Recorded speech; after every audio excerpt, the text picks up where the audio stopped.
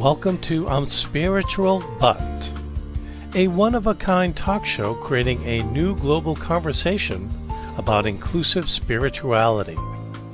Whether you're religious or not religious, this show seeks to inspire you to discover your own unique spiritual experience. And now, here is your host, award-winning author and actress, Anne Scottlin.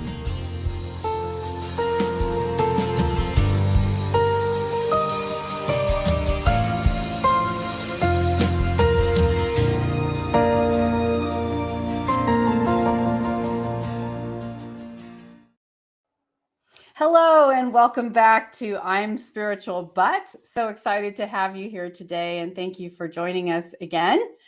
Please do like and subscribe on whatever platform you're watching, and so we can keep this coming to you every Wednesday at 9 a.m. Pacific and 12 noon Eastern. I'm Spiritual But is a show about inclusive spirituality. It's a show that brings a new global conversation to the table where we can talk about what it means to be spiritual, regardless of our different persuasions, and how my many guests experience spirituality in their own journey. And even if you don't like the word spirituality, this is still the place for you because, as you know, the show is called I'm Spiritual But. So what does that look like for different people, whether you're religious or not religious? But mostly we just focus on making everyone welcome. It's inclusive. And we're not trying to teach you anything that you don't want to know. We're not trying to sell you anything. We're not putting pressure. We're just saying, let's have a chat about what's working for other people, what has brought their spirituality to the next level. So thank you for joining us. Now, I'm super excited because I've been looking forward to our guest today, Alessandro Ferullo, and I'm going to tell you just a little bit about him right now. He is an Italian gentleman.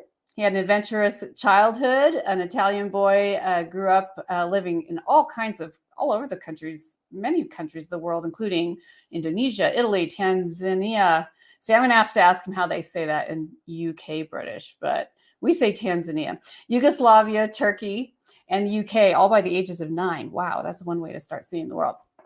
And he now lives in London, and he has a degree in therapeutic massage and has been a Qigong practitioner and teacher for the last 35 years. His mission is helping others take more control of their health and well-being. And he's the creator of Flowing Health, teaching others, teaching groups to rebalance their health. So individuals and groups who love to work with Alessandro. I met him through a networking group I have in the UK. And I'm just super excited to have him here. So welcome, Alessandro. Thank you, and lovely to be here. And I love your show. I've been following it, or catching up on all the episodes because you go on every week. So you have some really interesting, inspirational guests, all from different backgrounds. And I think I love that word inclusive because I think that's something that's really needed these days. And just reminds me of the Dalai Lama's quote, kindness is my religion. And I think kindness is where we're all at, and we need much more of that in the world. So thank you for having me on here. Oh, thank you for being here. Yes, and I love that quote as well. So we have another quote that you brought us. And as you know, if you're a regular listener or viewer, we usually start the show with a quote that's from one of our guests, has suggested something that's impacted their life. And Alessandro's quote is by a Qigong master, a Qigong teacher. It says, remember, always keep a smile in your heart. Remember, always keep a smile in your heart. Why is this quote so special to you, Alessandro? Yeah, it was a friend of mine, Margaret, when I started Qigong 35 years ago, Margaret Miller. She was a lady, been given 6 months to live, and she started practicing Qigong and lived for 26 years. And we got quite close, and she went to China many years later, met a very well-known Qigong master there.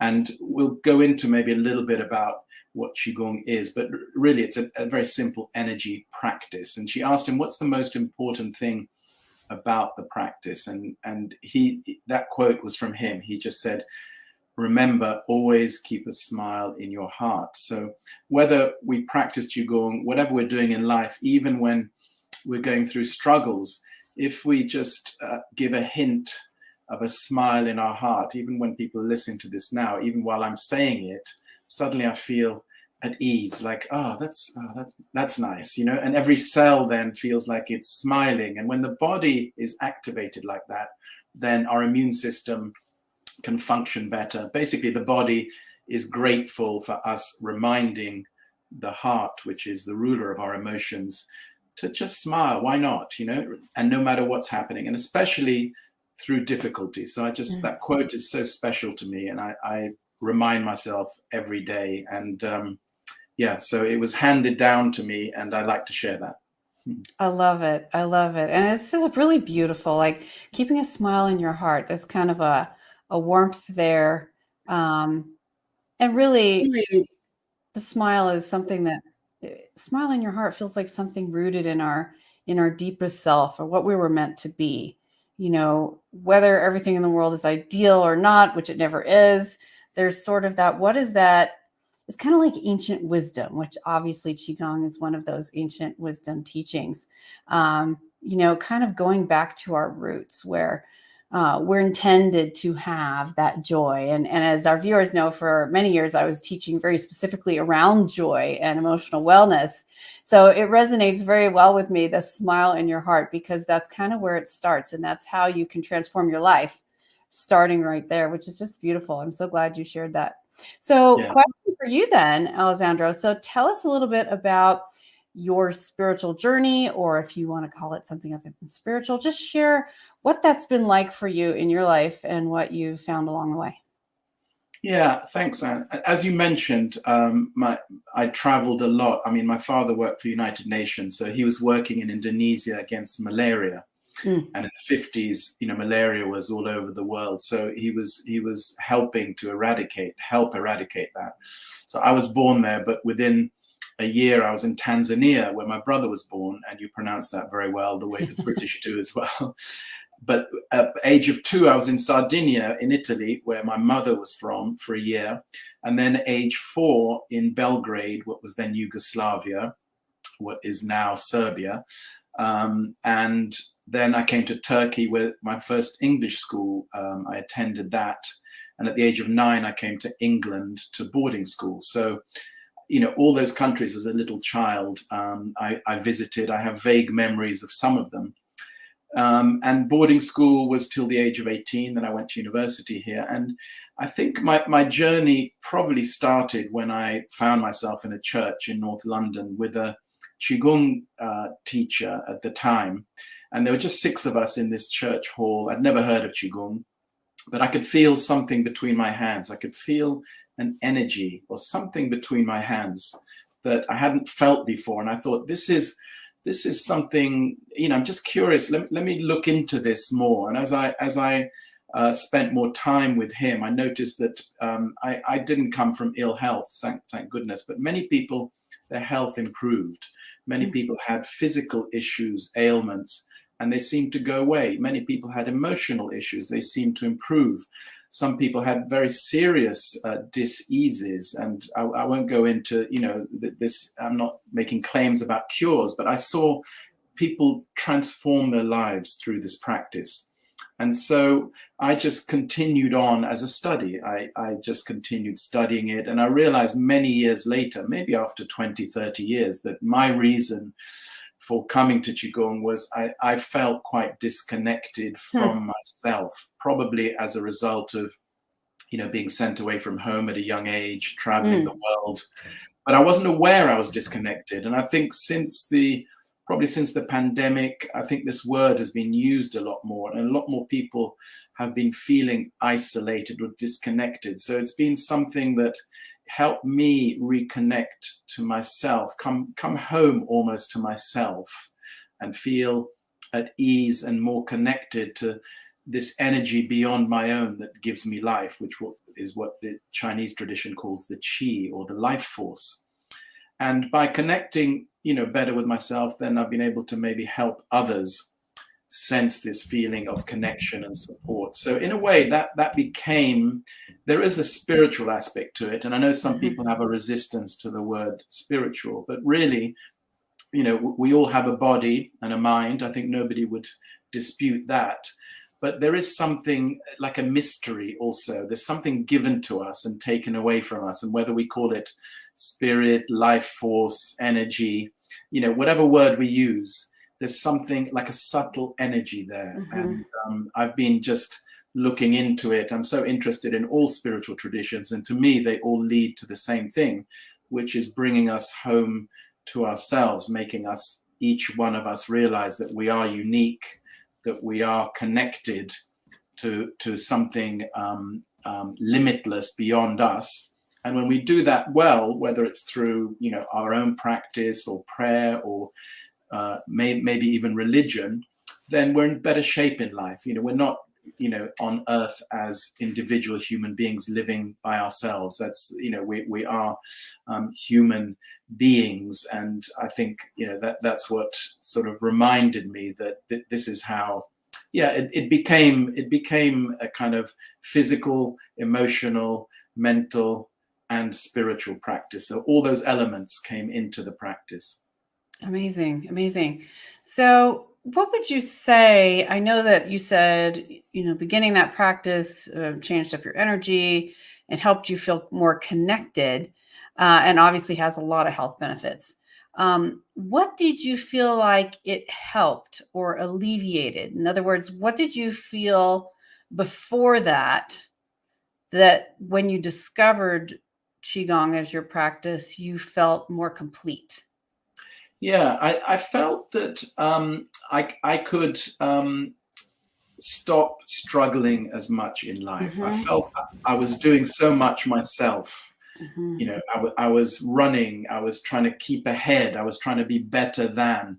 And there's a beautiful Qigong expression, which is Wu Wei, which means effortless action.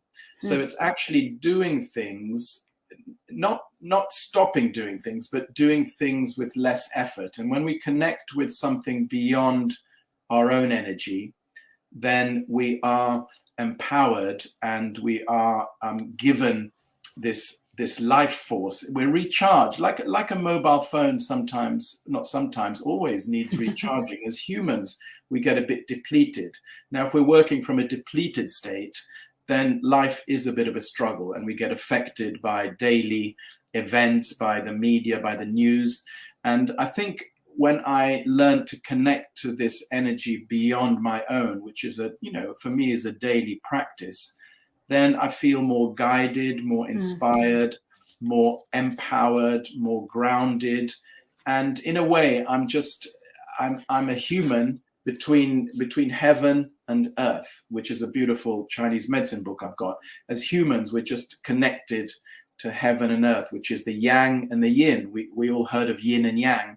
And as humans, we're just a balance of those two. If we're too much of one, then we can have issues, too much of the other. So life is, as we know, a delicate balance. And Qigong taught me to actually give up struggling, connect to this energy, allow the energy to guide me, inspire me, and keep me healthy. Keep me, if I get ill, thank goodness I've got tools to get well quite quickly. But hopefully, even better than that, is preventing to get ill in the first place. What if many of us could take more control of our health? And I'm not sure about the States so much, but in the UK, we have real trouble with the National Health Service. There are waiting lists of years for issues. So what if we could take better care of our health at home, in the comfort of our home? And that's what I'm helping people also to do, and to inspire them that this is nothing odd. There's a beautiful Chinese term also, which is Zhen Ren, which means a true human being. So Qigong is actually helping us reconnect to the true human being that we are. Many of us are living in ways maybe that aren't fully aligned with, or in accordance with who we are. So if we can become truly connected to who we are, we live, with more joy and more peace, and life seems better and easier. I love that. I'm writing it down, aligned with who we are. And I loved what you said about giving up the struggle, because I think that's where there's such a deep fight or flight energy that most of us in the Western world are in at almost all the time. except maybe like when you're sitting on the couch watching TV, or and then you're like, oh, I should be doing something else. So there's this ongoing, like everything is a bit of a struggle. You always feel behind. You always feel like you should be pressing on. You always feel like you need to hurry up. And obviously, those who practice meditation and other forms of, personal practice, which we've talked about many times on this show, they find sort of that oasis in their life where they can just be still. And I know that's true for me with meditation, but I also am a very kinesthetic individual. I just experience the world and through all my senses very acutely. So I think bringing that physical part in is a great complement to something like meditation, being very still. And I kind of like this definition.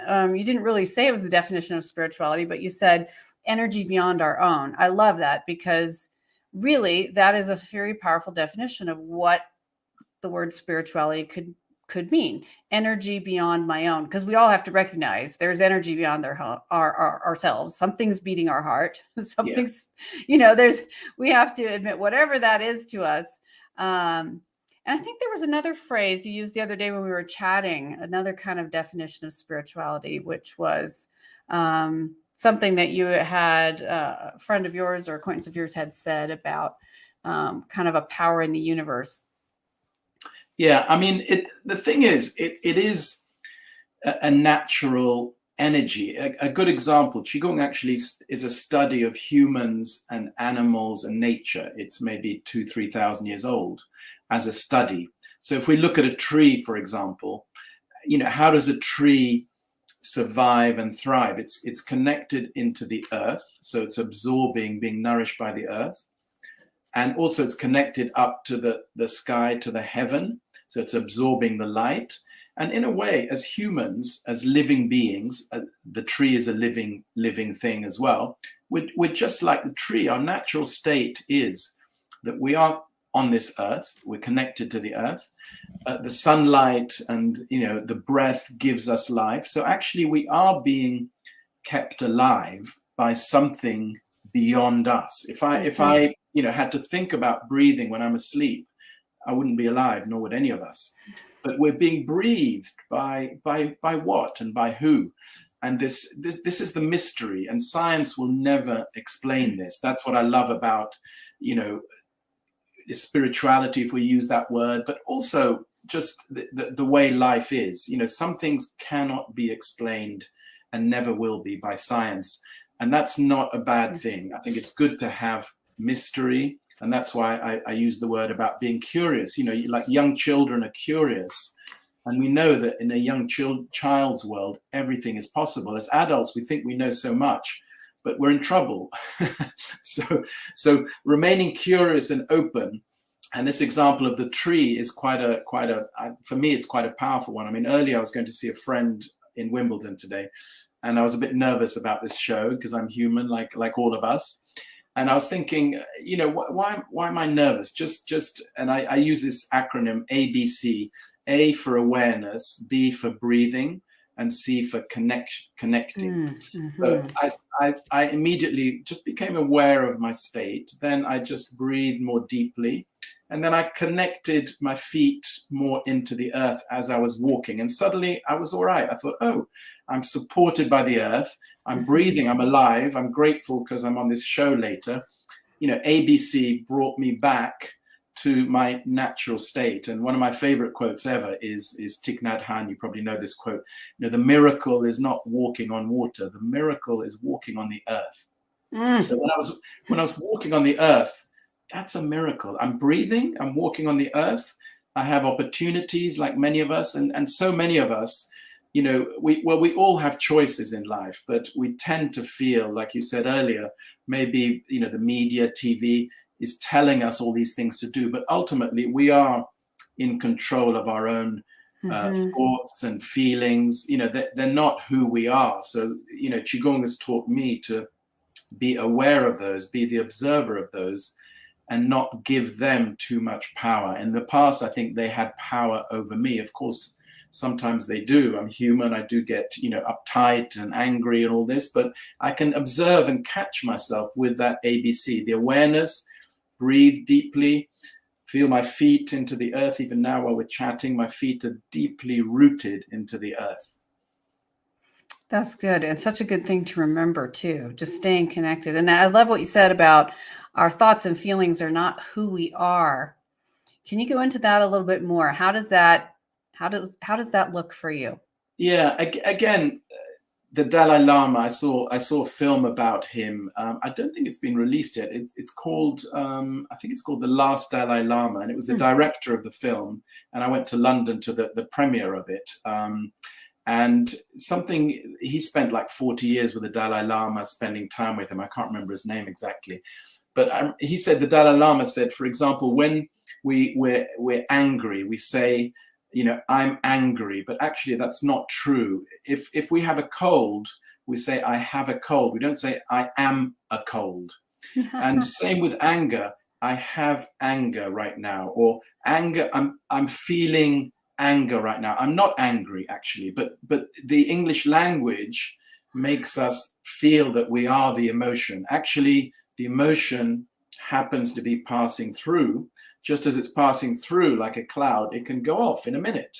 And many of us know that. If I think of something, that really made me angry last year, I can be angry in a minute now, but also I can think of something that makes me happy. So we know that the emotions can be created, but just as they can be created, they can be let go of in a very effortless way, like honor it, not fight it, but allow it to drift off like a cloud. Then the next thing comes. And same with the thoughts. The thoughts are a bit like that. They come and they go, and they come and they go. And if they get stuck, then again, it's up to us to give them space, to allow them to drift off like clouds. And then when the mind slows down, I think that's what you probably notice even in meditation, the thoughts slow down a bit and actually have less of a hold on us as we get into that kind of empty or the gap between the thoughts. And, I've had that experience where the thoughts have completely stopped just for a short time. And that felt quite amazing. So, it's being the observer of the thoughts and the emotions, not the victim of them. And we're human, so it's okay to allow them. In fact, it's really important to allow them. But many people either fight them or they become them. But that's what I meant, to kind of be the observer and honor them and let them go quickly. Like there's a breeze, there's a cloud, it's off, it's gone. Same with the mind. And there's a beautiful Buddhist expression: the mind is limitless as the sky. If we imagine the mind to just be open to the sky, the thoughts are just coming and going and coming and going. It's quite a nice feeling to allow them to drift off. I love that, because so often we're told, and I understand where this is coming from, but if you can control your thoughts, you can control your emotions. And I always think the challenge of the word in there is control. Yes. I think that's where we kind of went spiraling off, because what you're talking about is more of just a state of being, of allowing thoughts to come and go, of not saying, I am my thought or I am my emotion, but I'm observing this thought. I am observing this emotion. I'm experiencing this emotion. I'm not the emotion. I'm experiencing the emotion. And having a little more patience with ourselves. So when you, what do you do when you have, let's say, cyclical thoughts? I can't remember what they're called right now, but anyway, when you obsessively have the same kind of thoughts over and over. Thoughts or something. Yes, I know. The phrase just escaped me, but I used to, when I was going through a really tough time in my life, I've shared this before, but after a divorce, and was extraordinarily traumatized for like about a year. And I would just obsessively have these cyclical thoughts, these cycling thoughts over and over and over, like trying to solve a problem. Like the mind would just get so busy, like what went wrong? What could I have done differently? Like obsessing. And the place I would like to think the most would sort of relax, I guess, or where you can't get away from yourself with TV or anything else, is in the shower, typically. Yeah. And so I would sit in the shower and I would have these thoughts over and over and over. And I couldn't stop them. Like I couldn't even stop them. And thank God the hot water would run out, because hot water run out, because I also couldn't physically move. I would be almost petrified. Eventually the hot water would run out and I would get cold and I would say, okay, well, I guess I have to get out. So when we struggle with those kind of thoughts, or when we struggle with anger, or when we struggle with obsessions around money or problems, what are some tools we could use, or what's one idea you have that you could share with us that can help us kind of find a way of escape from that? Yeah, I think that's a great question, and it's not easy to really answer. But I think a couple of the keys have to be going back to the breath. If I can put my attention on breathing deeply, usually down to the lower abdomen area, in Qigong at least, and in yoga, that's our main energy center. But often the breath is, when we're tense or anxious, it's a bit shallow and the mind is working a lot. So our energy is a lot up here. If we can bring the energy down to the lower abdomen, bring the energy to the feet, into the earth, and just allow the mind and the thoughts to settle.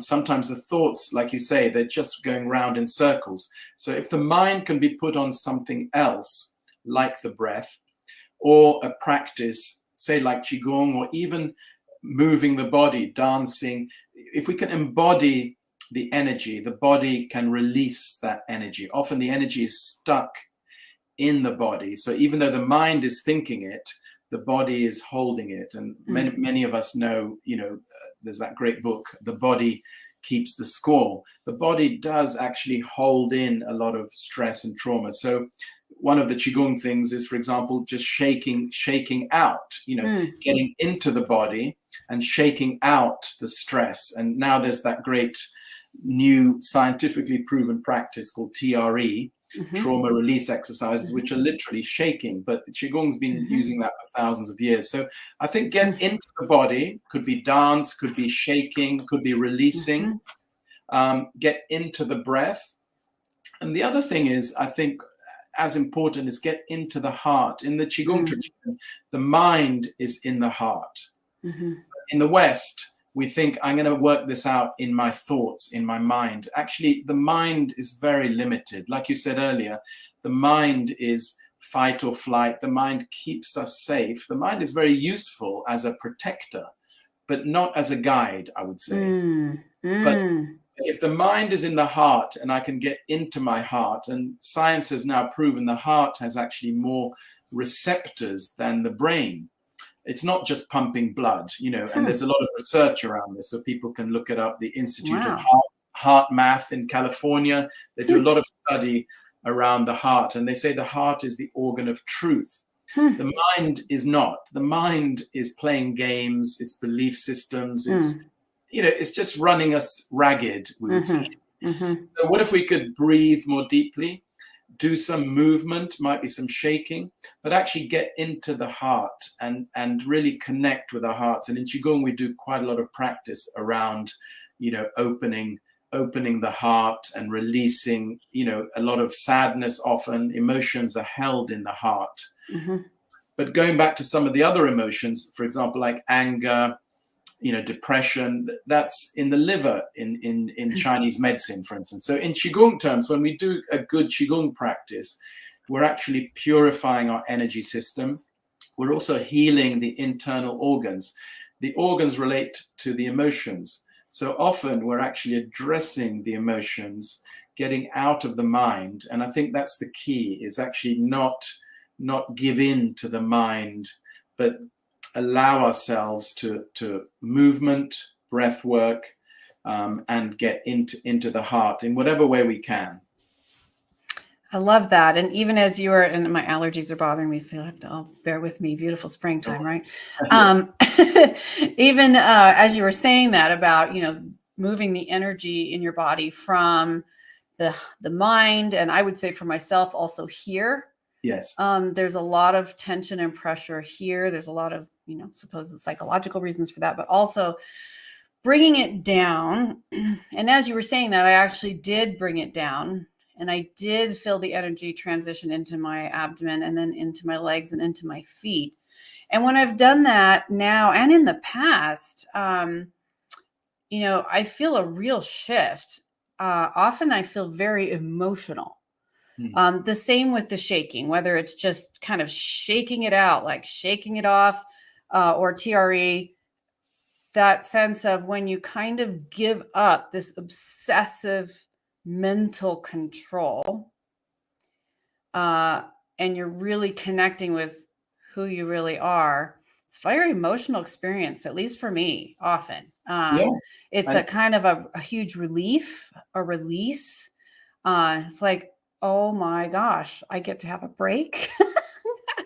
and something more, even more nurturing and healing. Something about, and I think that's how maybe in layman's terms I would define grounding, is a sense that it's all going to be okay. And when you get that, when I get that sensation, then often it makes me very emotional. And I'll add on, so I'm emotional well-being, of course, but letting the emotion out is also so useful and helpful, right?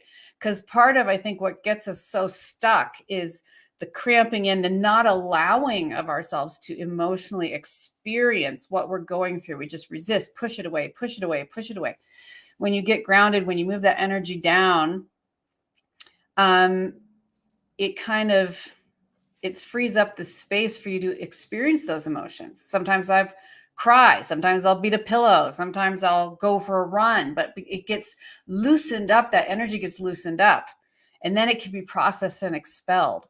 So is that something also that Qigong can help us do? Yeah, definitely. I think you made some great points there, and we do need to allow ourselves, if you have the emotions, nothing wrong with that, to express. I think it's when we hold it in, we think, oh, I can't show, that I'm sad or crying, but actually we need to welcome those, because the body knows what to do. We need to trust the body and follow it. What often happens in Qigong is we have spontaneous practice where when we connect and let go of holding on, then the energy often moves us and allows the body to open and express in whatever way. And for some people, and I've seen it, for some people it's in sounds, they let out sounds. For some people it's, it's tears. For some people it's, movements, breath work. So we're all different. And, but actually the energy, beyond us is what sorts it out. So it's giving it over to that I think that's the key for me, is to just give it up. I can't do it by myself. I don't want to do it by myself. I think for my almost my whole life, especially boarding school, all these things I had to do for myself, protect myself, not show the emotions because the other boys would make fun of me. So, as I got older, I realized actually I need to honor, this. And then what's even beautiful beyond that is I can give it up to this energy beyond my own. And one of the things I often do is, you heard of the Tao Te Ching? I'm sure you have the book. Yeah. So there's a beautiful chapter here about this energy. What do we give it up to? Because it sounds very, very vague. And I think whatever practice people have, sometimes, if people are religious, give it up to God. If they are, spiritual, give it up to something beyond. What is that energy or life force that keeps us alive? And it's hard to name it. When we give it a name, that's what I love about Taoism. They say the minute you name it, that's not what it is, because a word can't encapsulate it. So some of the expressions I quite like. What do you give it up to? So Carl Jung would say universal consciousness. That's quite a nice word. Deepak Chopra talks about the field of all possibilities. Oprah talks about all that is with a capital A, and that's quite a nice way of saying God or something beyond us. Infinite consciousness, limitlessness, beingness, all these beautiful words. But I just want to read something from the Tao Te Ching.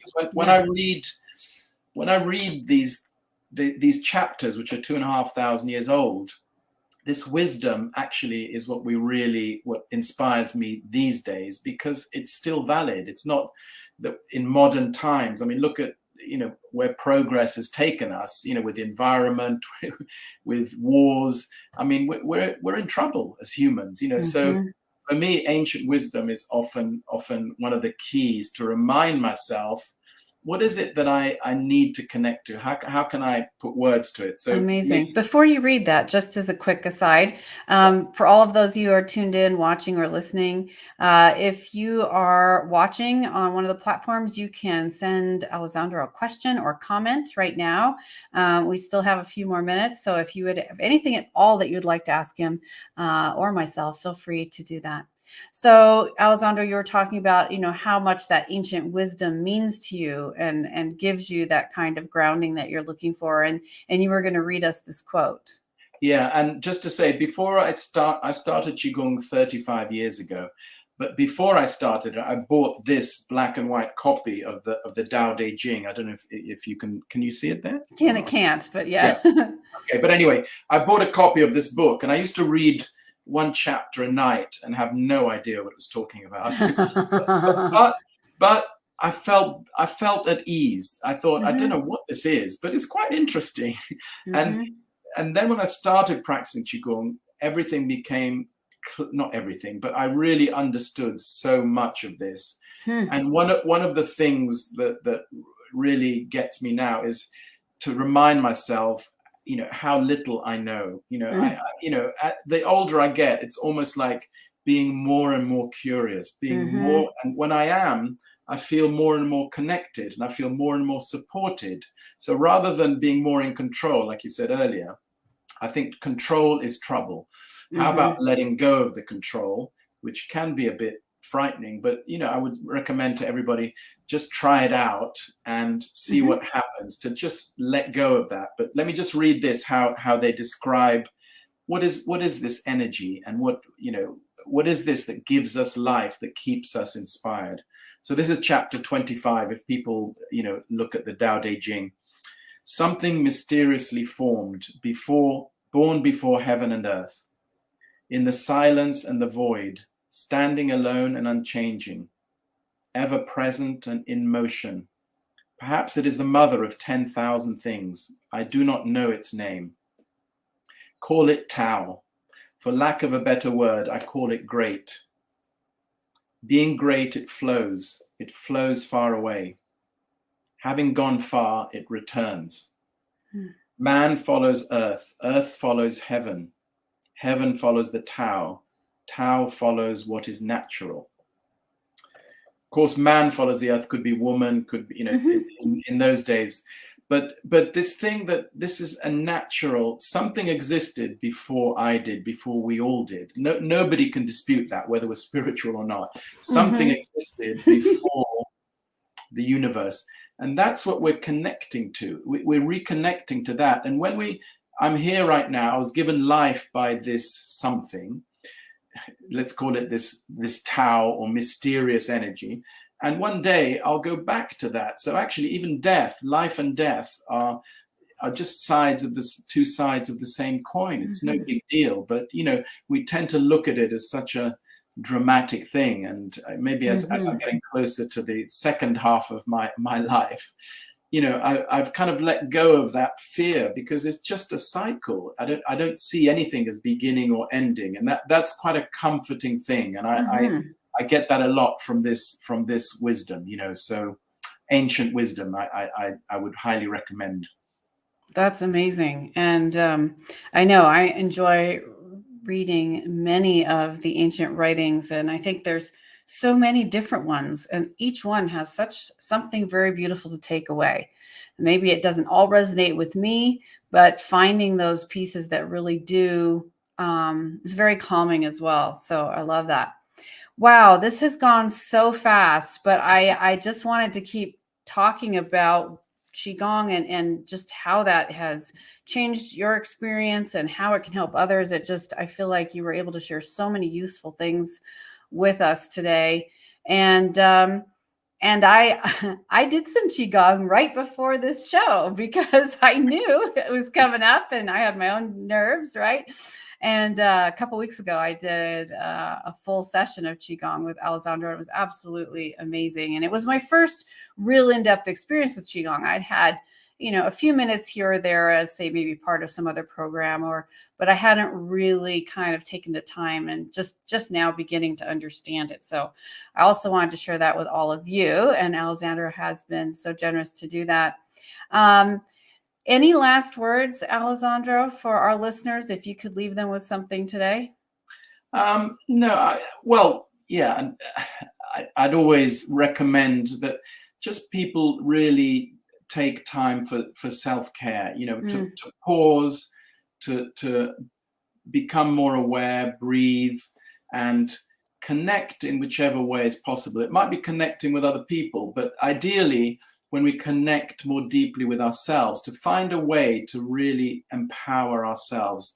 And when we connect more deeply with ourselves, we connect more deeply with others, with the world around us, and everybody benefits. And I think we're at a time in the world where we could all, do a lot more for ourselves. I think, life, the way life is set up is we're made to believe that, external things will make us happy, fulfilled, but we all know that's not true. I know so many, I know the Dalai Lama knows a lot more millionaires than I do. And he said, so many of them are really miserable, and, money can't buy, peace of mind. So it's all, inside of us. So to find a way, whether it's spending more time in nature, whether it's, joining an inspiring group, whether it's reading some ancient wisdom, but actually finding our own way to reconnect with ourselves, with our hearts rather than our minds, and realize that the mind is a very useful tool,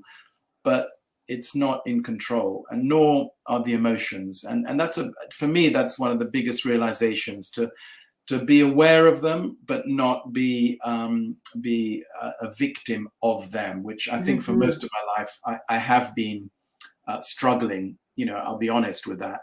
But now I can find it easier to observe. And when I do my practice, I definitely feel the support and the connection. And I love this show where it's helping everybody, this inclusivity and bringing people from all walks of life together and sharing our own experiences. Oh, thank you so much, Alessandro. I just feel calmer just being in your space, in this space with you today. I feel good. I feel calmer already. So thank you so much for sharing all of that. For all of you, you can find out more about Alessandro on the links you see on your screen, or you can look in the notes, and feel free to reach out to him anytime. I'm sure he would love to get back to you. And I want to thank you all again today for joining our show here on I'm Spiritual But. And I didn't want to leave out the phrase and the title that Alessandro shared with us, which is I'm spiritual, but I'm curious, respectful, and aware. And I just think that was so appropriate. An extension of that conversation. I'm spiritual, but I'm curious, respectful, and aware. If we could all be a little more curious, respectful, and aware, how much more could we relate to those around us? How much more could we relate to others in the world, and find the things that we have in common, which is our need for spirituality and other things, finding those things we need in common, and relating to each other from the heart and soul as human beings that way, instead of always focusing on the angry things that make us different, or whatever those things that set us apart. So one more final quote is one of my favorites from Ram Dass. We're all just walking each other home. I love that. Oh, I do. I really love that one. We're all just walking each other home. Oh, it's so epitomizes just no matter where we are, we're all in this together. We're just one energy, one love. We're just walking each other home. So let's do it nicely. Why not? Absolutely. I love that. Thank you all for joining us here today. Please do like and subscribe here on USA Global Network or on whatever platform you are listening. And yes, please check out more on the website, imspiritualbutt.com, and my website, Scottlin.com. We really appreciate you being here and hope we'll see you live next week at Wednesdays at 12 noon Eastern, 9 a.m. Pacific. Until then, be well as we all walk each other home. Thank you, Alessandro. Bye. Thank you. Bye-bye.